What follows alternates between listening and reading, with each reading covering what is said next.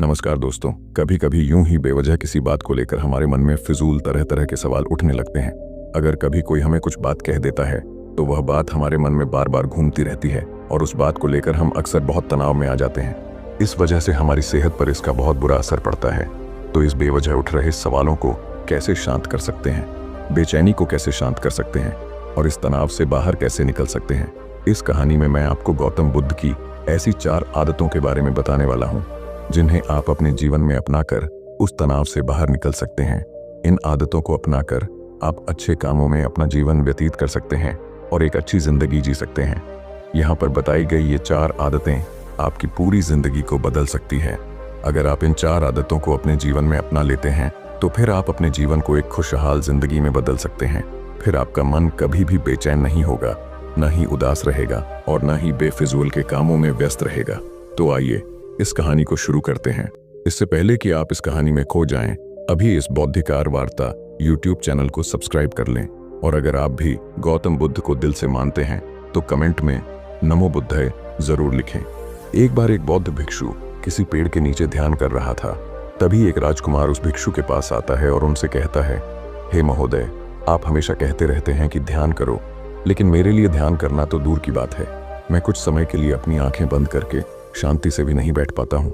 मेरा मन इतना बेचैन है कि यह हर समय कुछ न कुछ सोचता रहता है। जब भी ध्यान करने बैठता हूँ तो मेरे अंदर विचारों का तूफान आने लगता है। लोगों के बारे में सोचकर, अपने जीवन की बीती घटनाओं के बारे में और अपने भविष्य के बारे में सोचता हूँ। ऐसे ही न जाने कितने सारे अजीबोगरीब विचार लगातार मेरे मन में आते रहते हैं। मैं इन्हें रोकने की बहुत कोशिश करता हूँ, लेकिन जब इन्हें रोकने के लिए ध्यान करने की कोशिश करता हूँ तो मेरा मन और ज्यादा अशांत होने लगता है। फालतू की बातें मन में उठने लगती हैं। फिर मैं ध्यान तोड़कर उठ जाता हूँ। इतना कहने के बाद वह बौद्ध भिक्षु की ओर देखता है और कहता है, महोदय, कृपा करके आप मेरी इस समस्या का कोई समाधान बताएं। यह सुनकर भिक्षु ने कहा, मैं क्या समाधान बता सकता हूँ? सोचो, यह तुम्हारा ही मन है, लेकिन यह तुम्हें कुछ देर तक आंख बंद करके बैठने भी नहीं देता। तुमने अपने इस मन को कितना आजाद कर रखा है। राजकुमार ने कहा, महोदय, मैंने बहुत सोचा, लेकिन मुझे अपनी इस समस्या का कोई समाधान समझ नहीं आया, इसलिए मैं आपकी शरण में आया हूँ। अब आप ही कोई रास्ता दिखाइए। भिक्षु ने कुछ देर तक राजकुमार के चेहरे की तरफ बड़े ध्यान से देखा और फिर कहा, ठीक है, मैं तुम्हें अपने स्वामी गौतम बुद्ध की बताई हुई 4 आदतों के बारे में बताऊंगा। अगर तुम ये 4 आदतें छोड़ दोगे तो फिर तुम्हारा मन लगने लगेगा और तुम्हें कभी भी बेचैनी नहीं होगी। राजकुमार पूरे ध्यान से बौद्ध भिक्षु की बातें सुनने लगा। भिक्षु ने कहा, पहली आदत यह है कि दूसरों के मन को पढ़ना छोड़ दो। तुम और तुम्हारे जैसे ज्यादातर लोग यही गलती करते हो कि वह दूसरों के मन की बातों को पढ़ने का प्रयास करते हैं। जैसे कि, अच्छा, सामने वाला मेरे बारे में ऐसा सोच रहा है। और यही एक आदत तुम्हें सबसे ज्यादा बेचैन और परेशान करती है। ज्यादातर समय लोग दूसरों के मन की बातों को गलत और नकारात्मक तरीके से ही पढ़ते हैं। जैसे कि लोग अक्सर सोचते हैं कि दूसरे लोग उनकी तरक्की से जलते हैं, उसे नीचा दिखाना चाहते हैं, उसे पसंद नहीं करते, उसकी मदद नहीं करना चाहते और ऐसी ही न जाने कितनी सारी नकारात्मक बातें यह लोग दूसरों के प्रति अपने अंदर बैठा लेते हैं। फिर उनके बारे में ही सोचते रहते हैं, उनसे बदला लेने के तरीके सोचते रहते हैं, उन्हें नीचा दिखाने के मौके ढूंढते रहते हैं और दूसरों के प्रति यही नकारात्मक सोच इन्हें दुखी करती है। फिर यह लोग बेचैनी महसूस करते हैं।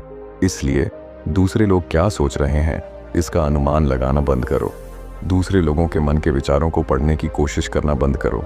अगर पढ़ना ही है तो खुद के विचारों को पढ़ना शुरू करो कि तुम्हारे अंदर क्या चल रहा है। कहीं तुम नकारात्मक सोच, शिकायत या बुराई करने जैसी आदतों के शिकार तो नहीं हो रहे हो। फिर बौद्ध भिक्षु ने कहा, दूसरी आदत यह है कि यह सोचना कि अगर असफल हो गए तो लोग क्या कहेंगे। कहीं लोग मुझ पर हंसेंगे तो नहीं। जो हंस रहा है उसे हंसने दो। लोगों का असफलता पर हंसना तो उनका धर्म है, क्योंकि अगर तुम सफल हो जाते तो यही वह लोग हैं जो तुम्हारी तारीफ करते, तुम्हें सम्मान देते और तुम पर गर्व करते। अगर तुम अपनी सफलता पर दूसरों से तारीफ की उम्मीद करते हो तो अपनी असफलता पर उनके हंसने से तुम्हें दुखी नहीं होना चाहिए। और समस्या यही है कि हम इंसान असफलता को बुरा मानते हैं, जबकि असफल होना सफल होने से भी ज्यादा जरूरी है, क्योंकि बिना असफल हुए सफल इंसान के अंदर घमंड और दूसरों को खुद से छोटा समझने की भावना पैदा होती है, जबकि असफलता हमें विनम्र रहना, धैर्य रखना और लगातार प्रयास करना सिखाती है। इसलिए असफलता को बुरा मत समझो। और अगर तुम्हारे काम में असफल होने की संभावना नहीं है तो इसका अर्थ है कि तुमने अपना लक्ष्य अपनी क्षमताओं से छोटा बनाया है। और अगर लोग तुम पर हंस नहीं रहे, तुम्हें ताने नहीं मार रहे हैं, तुम्हारी बुराई नहीं कर रहे हैं तो इसका मतलब तुम अंदर से मरे हुए हो। तुम अपनी मानसिक सीमाओं से बाहर जाकर कुछ नया करने का प्रयास नहीं कर रहे हो, क्योंकि असफल भी वही होता है जो कुछ नया करने का प्रयास करता है। और एक बात हमेशा याद रखना, अगर तुम्हारे अंदर असफल होने का साहस नहीं है तो तुम कभी भी कोई भी बड़ा लक्ष्य हासिल नहीं कर पाओगे जो तुम करना चाहते हो। इसीलिए असफल होने और लोगों के हंसने से डरना बंद कर दो। बौद्ध भिक्षु ने आगे कहा कि तीसरी आदत यह है कि बेवजह समय को बर्बाद करना छोड़ दो। लोगों को लगता है कि वे समय को काट रहे हैं, लेकिन असल में समय हर बार उन्हें काट रहा है। लोगों के द्वारा समय को व्यर्थ के कामों में बर्बाद करने का केवल एक ही कारण है, और वह यह है कि उन्हें लगता है कि उनके पास बहुत समय है, जबकि सच्चाई यह नहीं है।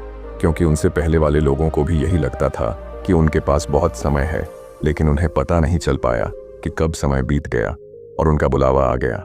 और जब तक उन्हें अपनी गलती का एहसास हुआ तब तक समय उनके हाथ से निकल चुका था। बस पश्चाताप रह गया था कि सारा जीवन व्यर्थ के कामों में बर्बाद कर दिया। और फिर इस दुनिया से बिना खुद को जाने, बिना इस जीवन की सच्चाई को समझे वह चले गए। इसीलिए जब तक यह जीवन है इसे अच्छे कामों में लगाओ, खुद को जानने में, दूसरों की मदद करने में, लोगों को सही राह दिखाने में और मानवता के कल्याण में। और दूसरी बात, समय को बर्बाद करने से आज तक किसी को खुशी नहीं मिली है। हालांकि समय काटने से तुम्हें क्षण भर की खुशी तो महसूस हो सकती है, लेकिन जब तुम्हें होश आता है और तुम देखते हो कि कितना सारा समय बर्बाद किया जा चुका है, तब तुम्हें खुद पर क्रोध आता है और तुम पश्चाताप के भाव से भर जाते हो। और फिर यही पश्चाताप का भाव तुम्हारे अंदर तनाव पैदा करता है। तुम बेचैन हो जाते हो और लगातार अपनी उस गलती के बारे में सोचते रहते हो।